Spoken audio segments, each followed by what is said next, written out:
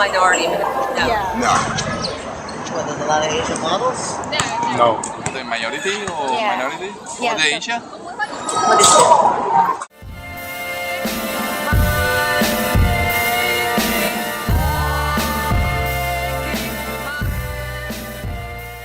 My definition of what model minority is really, it's a stereotype of Asian Americans of being successful and wealthy and being a role model for society. You know, high achieving, hardworking, you know, non-divorcing, you know, model minorities, and that kind of image, you know, just kind of stuck, I think, within the American imagination. So the Asian Americans became sort of this, you know, monolithic, you know, faceless minority that are quiet and hardworking, and you know, sort of the minority that should be emulated.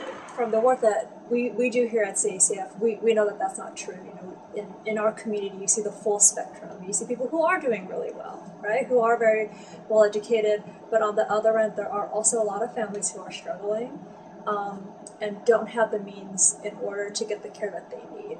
And also with that, they might also not be aware of some of their rights as healthcare consumers and as patients. Asian Americans also have pretty difficult history, but putting us as a model minority as if, you know, all these things could be wiped out from here on.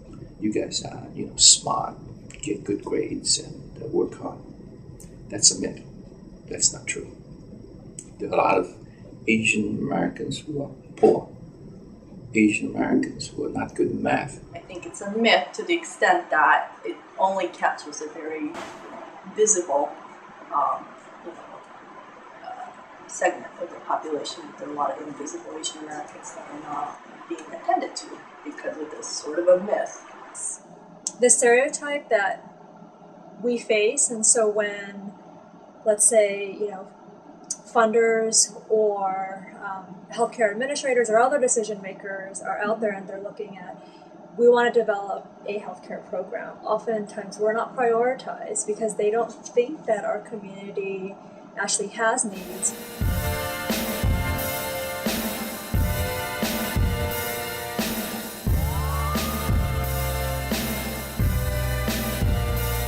Minority myth reinforces all kinds of problems in people understanding, appreciating the problems that working class Asian Americans have. People can't afford to go to a clinic. People don't have the time, can't get an appointment. We are underserved precisely because of the myth of model minority.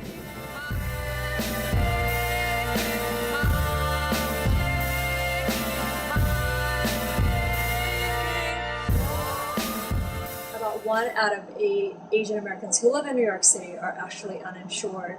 The striking number about that 1 out of 8 is roughly 80% of those that are uninsured in our community happen to be immigrants. It seems like they're not, they don't have these conditions, but they do, and that's why they're not being funded. And that's why I feel like there's a health disparity. It just means that there's inequality and that there's inequity in health. You know, why is it that certain communities, particularly communities of color or low-income communities, are sicker than other communities? And issues when we look at Asian American adolescents, is particularly young women have one of the highest rates of suicidal ideation, for example, and depression.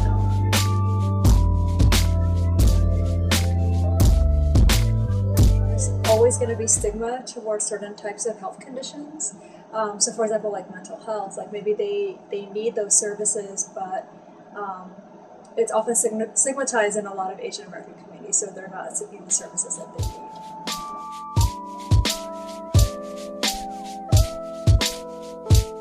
Minority myth has, I think, sometimes made it harder for people, Asian Americans with issues, you know, stresses or difficulties or mental health issues to come forth because there's sort of a silence around the whole mental health issues.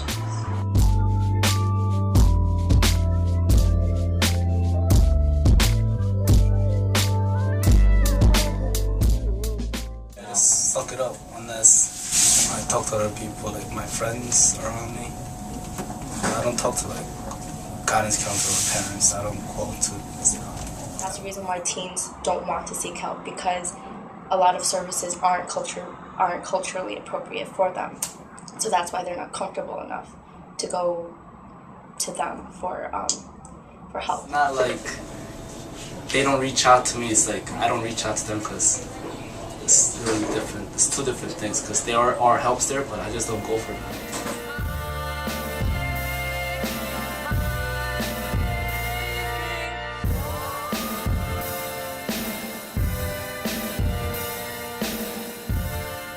Mental health is really taboo for Asian families in general, because there's a sort of denial that they want to admit either they themselves or their child has a mental health problem, because again, I go back to I raised my child correctly, so they shouldn't be having these problems. Some of my clients used to get very upset if I were even like a few minutes late picking them up from the waiting room, because just being in the waiting room, they were so anxious to not be seen by other people that they might know, just because just being at the center meant there was something wrong with you, and there was a lot of I think anxiety around being found out. They wanted treatment, but they wanted to do it in the least visible way possible.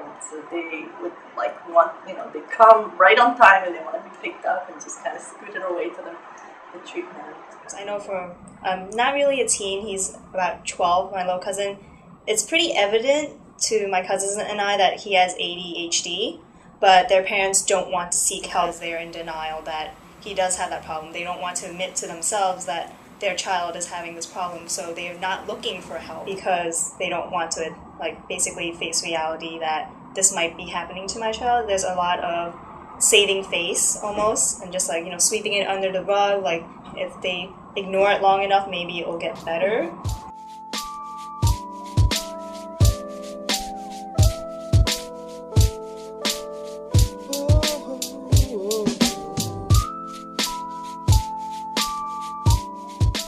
There appears to be a much greater delay in terms of when people get sick in the Asian American community and when they actually seek services. So that's actually one of the biggest problems, that when people actually come into services, they're much sicker than they would be, for instance, in a white community, because it takes them so long to reach mental health services.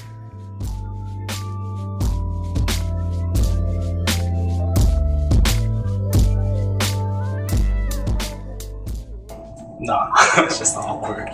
I don't think they ever try to bring it up. I don't try to bring it up. Personally, I've never had that talk with my parents just because it's extremely, extremely awkward.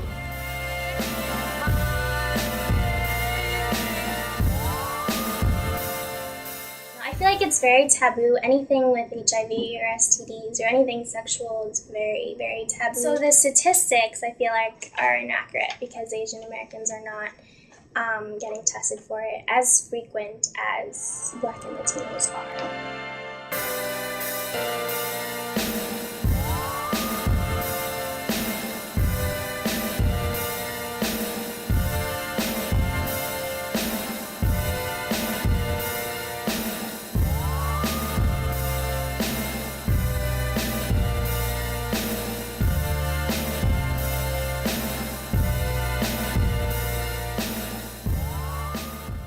Cultural-based thing about Asian Americans. I think that's the reason why parents most of the time they think I would not talk to my child about sex. Even if they know my child is having sex, they would say don't have sex instead of if you do have sex then you should use protection or just be responsible. They wouldn't say things like that. They would just tell them not to do it in general. So I think that's why there's a barrier between parents and their children.